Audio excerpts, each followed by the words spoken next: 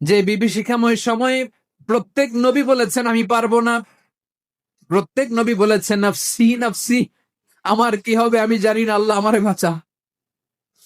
প্রতিটি নবী বলবেন নফসি নফসি, আল্লাহ তুমি আমারে বাঁচাও আমারে বাঁচাও। বিশ্বনবী মাথা তুলবেন, তুলে বলবেন রব্বি হাবলি উম্মতি, আল্লাহ তুমি আমার গুনাহগার উম্মতকে বাঁচাও। এই দুনিয়ার বুকে রব্বুল আলামিন সব নবীকে একটা করে দাওয়া মুস্তাজাবা দিয়েছেন, মানে যে দোয়া করলে কবুল হয়ে যায় সাথে সাথেই।